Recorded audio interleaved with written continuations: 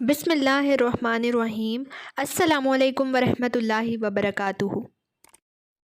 موت پر ایمان لانے سے مراد ان تمام غیبی امور پر مکمل ایمان لانا ہے۔ تو آج کے اس ویڈیو میں ہم دیکھیں گے کہ موت پر ایمان لانے سے کیا مراد ہے، جن کا ذکر قرآن مجید اور حدیث رسول میں بھی ہوا ہے۔ ہر چیز جو زندہ ہے فنا ہونے والی ہے۔ ہر شخص کو موت اللہ کے حکم سے آتی ہے، خواہ بیماری سے آئے، خواہ قتل ہونے کی وجہ سے یا پھر تندرستی میں آئے۔ ہر شخص کی موت کا وقت مقرر ہے، نہ اس سے پہلے موت آ سکتی ہے اور نہ اس سے بعد میں۔ موت سے مفر ممکن نہیں۔ جب مقررہ وقت آ جاتا ہے تو کوئی ایک گھڑی آگے یا پیچھے نہیں کر سکتا، اور موت کے لیے اللہ تعالیٰ نے 2 فرشتے مقرر کر رکھے ہیں۔ ملک الموت، جانیں قبض کرتا ہے یہ۔ سیدنا براء بن عازم رضی اللہ عنہ سے روایت ہے کہ انہوں نے کہا، ہم رسول اللہ صلی اللہ علیہ وسلم کے ساتھ ایک انصاری کے جنازے میں گئے۔ ہم قبر کے پاس پہنچے تو ابھی لحاظ تیاریاں نہیں ہوئی تھی۔ رسول اللہ صلی اللہ علیہ وسلم بیٹھ گئے، ہم بھی آپ کے گرد بیٹھ گئے، گویا کہ ہمارے سروں پر پرندے ہوں۔ آپ کے ہاتھ میں چھڑی تھی، آپ اس سے زمین کو رید رہے تھے۔ آپ نے اپنا سر اٹھایا اور فرمایا، اللہ تعالیٰ سے عذاب قبر کی امان مانگو۔ آپ نے یہ 2 یا 3 بار فرمایا۔ پھر فرمایا، بندہ مومن جب رخصتی اور سفر آخرت پر جانے کے قریب ہوتا ہے، اس کے پاس آسمان سے روشن چہروں والے فرشتے، جن کے چہرے سورج کی طرح روشن ہوتے ہیں، آتے ہیں۔ ان کے پاس جنت کا کفن، جنت کی حنوط ہوتی ہے۔ تائید نگاہ بیٹھ جاتے ہیں۔ ملک الموت آ کر اس کے سرہانے بیٹھ جاتا ہے اور کہتا ہے، اے نفس مطمئنہ، اللہ تعالیٰ کی مغفرت اور خوشنودی کی طرف نکل چل۔ چنانچہ اس کی روح اس طرح بہہ کر نکل جاتی ہے۔ ملک الموت اسے پکڑ لیتا ہے۔ دوسرے فرشتے پلک جھپکنے کی مقدار بھی اس کی روح کو ملک الموت کے ہاتھ میں نہیں رہنے دیتے، بلکہ اس سے لے کر اسے کفن میں لپیٹ کر اس پر اپنی لائی ہوئی حنوط مل دیتے ہیں۔ اس کے جسم سے ایسی خوشبو آتی ہے جیسے مشک کا ایک خوشگوار جھونکا جو زمین پر محسوس ہو سکے۔ فرشتے اس روح کو لے کر اوپر چڑھ جاتے ہیں۔ فرشتوں کے جس گروہ پر بھی ان کا گزر ہوتا ہے، وہ گروہ پوچھتا ہے کہ یہ پاکیزہ روح کون ہے؟ وہ جواب میں اس کا بہترین نام بتاتے ہیں، جس نام سے دنیا اس کو پکارتی تھی، حتیٰ کہ وہ اسے لے کر آسمان دنیا تک پہنچ جاتے ہیں۔ دروازے کھلواتے ہیں۔ جب دروازہ کھلتا ہے تو ہر آسمان کے فرشتے اس کی مشاہد کرتے ہیں، اگلے آسمان تک اسے چھوڑ آتے ہیں۔ اسی طرح وہ 7 آسمان تک پہنچ جاتے ہیں۔ اللہ تعالیٰ فرماتا ہے، میرے بندے کا نامہ اعمال علین میں لکھ دو، اسے واپس زمین کی طرف لے جاؤ، کیونکہ میں نے اپنے بندوں کو زمین کی مٹی سے ہی پیدا کیا ہے، اسی میں ہی انہیں لوٹاؤں گا اور اسی سے ہی دوبارہ نکالوں گا۔ چنانچہ اس کی روح جسم میں واپس لوٹا دی جاتی ہے۔ پھر اس کے پاس 2 فرشتے آتے ہیں، وہ اسے بٹھاتے ہیں اور پوچھتے ہیں، تیرا رب کون ہے؟ وہ جواب دیتا ہے، میرا رب اللہ ہے۔ وہ اس سے پوچھتے ہیں، تیرا دین کیا ہے؟ وہ جواب دیتا ہے، میرا دین اسلام ہے۔ پھر وہ پوچھتے ہیں، یہ شخص کون ہے جو تمہاری طرف بھیجا گیا تھا؟ وہ جواب دیتا ہے، وہ اللہ تعالیٰ کے پیغمبر ہیں۔ وہ اس سے پوچھتے ہیں، تیرا علم کیا ہے؟ وہ جواب دیتا ہے، میں نے اللہ تعالیٰ کی کتاب پڑھی، اس پر ایمان لایا اور اس کی تصدیق کی۔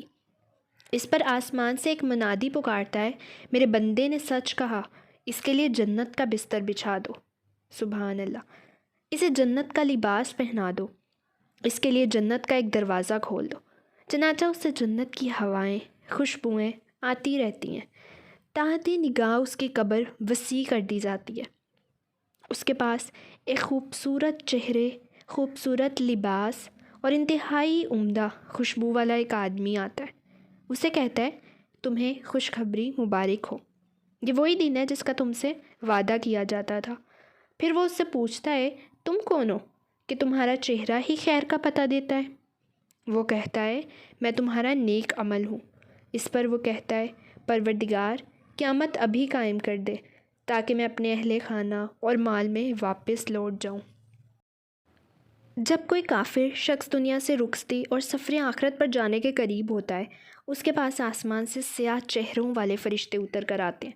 جن کے پاس ٹاٹ ہوتے ہیں، وہ تاحدی نگاہ بیٹھ جاتے ہیں۔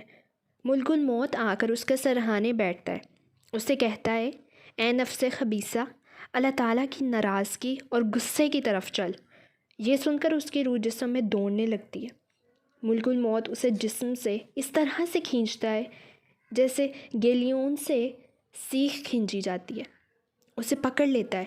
فرشتے ایک پلک جھپکنے کی مقدار بھی اسے اس کے ہاتھ میں نہیں چھوڑتے اور اس پر ٹاٹ لپیٹ دیتے ہیں۔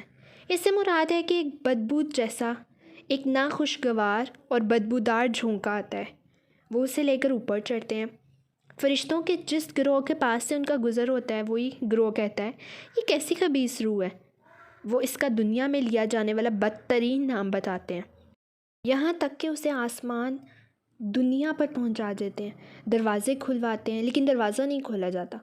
پھر نبی صلی اللہ علیہ وسلم نے یہ آیت تلاوت فرمائی، ان کے لیے آسمان کے دروازے کھولے جائیں گے اور نہ وہ جنت میں داخل ہوں گے تاوقت یہ کہ اونٹ سوئی کے ناکے میں داخل ہو جائے۔ اللہ تعالیٰ فرماتے ہیں کہ ان کا نامہ اعمال سجین میں سب سے نچلی زمین میں لکھو، چنانچہ اس کی روح کو پھینک دیا جاتا ہے۔ اور پھر یہ آیت فرمائی جو اللہ تعالیٰ کے ساتھ شرک کرتا ہے وہ ایسے ہے جیسے آسمان سے گر پڑا، اسے پرندے اچک لیں یا ہوا اسے دور دراز کی جگہ میں لے جا ڈالے۔ پھر اس کی روح جسم میں لوٹا دی جاتی ہے۔ اس کے پاس 2 فرشتے آ کر بیٹھتے ہیں، اس سے پوچھتے ہیں تیرا رب کون ہے؟ وہ آگے سے کہتا ہے ہائے افسوس، مجھے کچھ پتہ نہیں۔ وہ اس سے پوچھتے ہیں تیرا دین کیا ہے؟ پھر وہ پوچھتے ہیں وہ کون شخص تھا جو تمہاری طرف بھیجا گیا؟ وہ پھر وہی جواب دیتا ہے۔ آسمان سے ایک منادی پکارتا ہے یہ جھوٹ بولتا ہے، اس کے لیے آگ کا بستر بچھا دو، استغفر اللہ، جہنم کا ایک دروازہ کھول دو۔ چنانچہ وہاں کی گرمی اور لو سے پہنچنے لگتی ہے، اس پر قبر تنگ ہو جاتی ہے، حتیٰ کہ اس کی پسلیاں ایک دوسرے میں گھس جاتی ہیں۔ اس کے پاس ایک بدصورت آدمی گندے کپڑے پہن کر آتا ہے جس سے بدبو آ رہی ہوتی ہے۔ وہ اس کے پاس آتا ہے اور اس سے کہتا ہے تجھے خوشخبری مبارک ہو، یہ وہی دن ہے جس کا تجھ سے وعدہ تھا۔ وہ پوچھتا ہے تو کون ہے؟ تیرے چہرے سے ہی شر کی خبر معلوم ہوتی ہے۔ آگے سے وہ کہتا ہے میں تیرا گندا اعمال ہوں۔ وہ کہتا ہے اے میرے رب قیامت قائم نہ کر۔ تعالیٰ ہم سب کو نیک اعمال کرنے کی توفیق عطا فرمائے، نیکی کی راہ پر چلنے اور صراط مستقیم پر عمل کرنے کی توفیق عطا فرمائے۔ اللہ ہم سب کی قبر کو وسیع کر دے۔ اللہ تعالیٰ سے دعا ہے کہ ہمیں بھی جنت کی ہوائیں اور خوشبوئیں دیکھنا نصیب فرمائے۔ آمین ثم آمین۔